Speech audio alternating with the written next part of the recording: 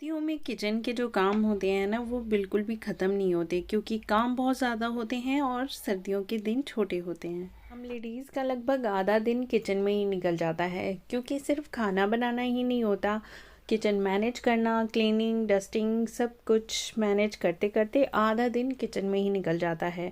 तो आज मैं आपके साथ ऐसी छोटी छोटी टिप्स शेयर करूंगी जिससे आपका किचन का काम आसान भी हो जाएगा और समय भी बहुत सारा बच जाएगा। ये छोटी छोटी टिप्स ही हमारी डेली की लाइफ को आसान कर देती हैं। जो हमारा रेगुलर का काम होता है ना वो तो होता ही है, उसके अलावा भी काफ़ी काम हो ऐसे होते हैं जो हमें करके रख लेने चाहिए जिससे हमें आगे परेशानी ना हो। Hey guys, welcome back to my channel.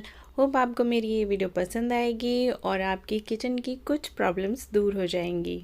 जब भी हम मार्केट से सब्जियां लाते हैं तो हमेशा स्टॉक में ही लाते हैं, तो जब भी इन्हें मेरे को रखना होता है तो हमेशा ही मैं इन्हें वॉश करके रखती हूँ। सब्ज़ी को हमेशा वॉश करके ही रखिए क्योंकि क्या होता है, सब्ज़ी के ऊपर डस्ट वगैरह लगी हो सकती है, तो उसे हमेशा वॉश करके ही रखना चाहिए। उससे आप को ना दो फ़ायदे होंगे। आप फ्रिज में स्टोर करके रखते हैं तो फ्रिज भी ज़्यादा गंदा नहीं होगा, और जो भी सब्ज़ियां हैं ना उनमें अगर कोई ख़राब सब्ज़ी हो, किसी में कीड़ा वगैरह लगा हो, तो वो भी आप निकाल लेंगे, उसी टाइम ध्यान कर लेंगे तो आप उसी टाइम उसे निकाल सकते हैं। क्या होता है ना, कीड़ा वगैरह अगर फ्रिज में आप वैसे ही स्टोर करके रख देंगे तो किसी खाने में भी जा सकता है। सब्जियां धोने के बाद मैं काउंटर को क्लीन कर लेती हूँ और थोड़ी देर इसे बाहर ही छोड़ देती हूँ जिससे इसका जो एक्स्ट्रा पानी है निकल जाए। उसके बाद ही इसे फ्रिज में रख लेती हूँ। सब्जियां वॉश करके रखने से आपका जो कुकिंग टाइम है वो भी कम हो जाता है और फ्रिज भी साफ़ रहेगा। तो जो भी मुझे जो मसाले वगैरह प्रिपेयर करके रखने होते हैं ना वो मैं हमेशा प्रिपेयर करके पहले ही रख लेती हूँ। जैसे कुछ भी ड्राई मसाले जो मैं यूज़ करती हूँ या फिर मेरे यूज़ से एक्स्ट्रा हो, या पुदीना वगैरह हम एक्स्ट्रा ले आते हैं तो मैं यूज़ नहीं कर पाती तो मैंने उन्हें सुखा के रख देती हूँ। जैसे रोज़ पेटल वगैरह हैं, इन्हें भी मैं पुडिंग वगैरह में यूज़ करती हूँ, डेज़र्ट में यूज़ करती हूँ, तो इनको भी मैं ड्राई करके स्टोर करके रख लेती हूँ। पुदीना है आप रायते वगैरह में यूज़ कर सकते हैं। तो आपका जो कुकिंग टाइम है ना प्रोसेस वो कम होता जाता है क्योंकि आपके पास सारे जो ड्राई मसाले होते हैं ना वो आपको आपकी जगह पे मिलेंगे। मैं काफ़ी सारे जैसे भुना हुआ जीरा है जो हम एकदम से हमें चाहिए होता है तो वो मैं हमेशा मैं पहले ही प्रिपेयर करके स्टोर करके सामने ही रखती हूँ। ऐसे कोई भी चीज़ वेस्ट नहीं होगी। जो भी एक्स्ट्रा चीज़ें हैं आप उसे सुखा के रख लेंगे तो किसी ना किसी तरीके से आप यूज़ कर सकते हैं। सर्दियों में बहुत सारी हरी सब्जियां होती हैं, कोशिश करिए जब आप इन्हें लाएं तभी इन्हें साफ़ करके रख दें क्योंकि हम ये सोच के रख देते हैं कि हम बाद में करेंगे, तो बाद में जो कुकिंग टाइम है ना उस टाइम करने में बहुत ज़्यादा टाइम आपका किचन में वेस्ट हो जाता है। जब भी आपका फ्री टाइम लगे इसे साफ़ करके रखिए और कोशिश करिए जब लाएं तभी आप इसे साफ़ करके रख दें। इससे आपका ढेर सारा कुकिंग टाइम भी बच जाएगा और आपका काम भी आसान हो जाएगा।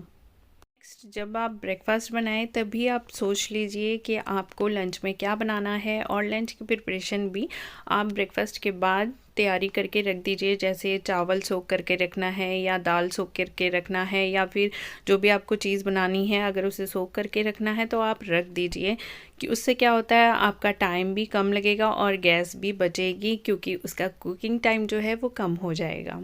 नेक्स्ट, सर्दियों के जो सीज़नली फ्रूट्स होते हैं ना वो खाने ही चाहिए। तो जब हम लाते हैं तो इन्हें सर्दियों में बिल्कुल भी फ्रिज में मत रखिए, बाहर ही रूम टेम्परेचर पे रहने दीजिए। ये बिल्कुल भी ख़राब नहीं होते क्योंकि ठंड इतनी हो रही है। लेकिन एक प्रॉब्लम ज़रूर होती है, जब आप इस तरह की बास्केट में इसे रखते हैं ना तो इसके ऊपर मक्खी और मच्छर आने लगते हैं। तो इस प्रॉब्लम के लिए मैं आपके साथ बहुत ही अच्छा हैक शेयर करने वाली हूँ जिससे आपकी ये प्रॉब्लम जो है वो दूर हो जाएगी। तो इस तरह के जो प्लास्टिक कंटेनर होते हैं ना फ्रूट के साथ आपको मिल ही जाते हैं, तो इसमें आप फ्रूट्स रख सकते हैं। इसमें ऑलरेडी छेद भी होते हैं तो इसमें भी मक्खी मच्छर की आपको बिल्कुल भी परेशानी नहीं होगी। ये जो बास्केट है ये कवर भी हो जाता है। अगर आप दूसरी बास्केट में ही रखना चाहते हैं तो उसके लिए भी ये है ज़रूर काम करेगा। तो इसके लिए आपको चाहिए एक नैपकिन और एक ये विनेगर की बॉटल है, ये आपको चाहिए, ये सभी घर में ज़रूर होती है।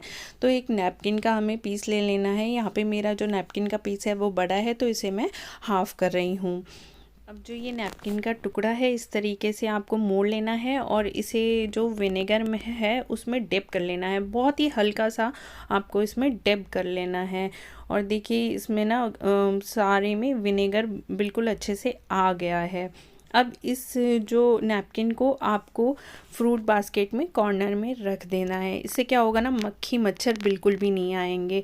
आप इस कंटेनर भी में भी इसे यूज़ कर सकते हैं और सिंपल जो बास्केट आप फ्रूट के लिए यूज़ करते हैं वो उसमें भी आप इसे यूज़ कर सकते हैं। बिल्कुल भी मक्खी मच्छर नहीं आएंगे। फ्रूट्स को चाहे आप छील के रख दीजिए, उसमें भी आपको ये परेशानी नहीं होगी।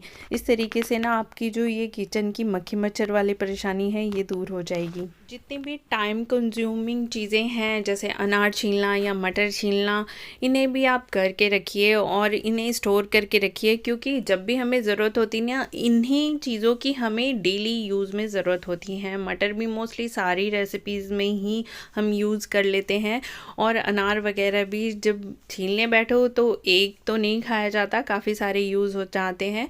तो इसलिए आप इन सब चीज़ों को अपने खाली टाइम में करके रखिए, जिससे आपका जो कुकिंग टाइम है वो कम हो जाए। बच्चों को ना हमेशा छोटी छोटी भूख लगी ही रहती है, तो कुछ भी अनहेल्दी देने की जगह आप कोशिश करिए आप उन्हें हेल्दी ही दें।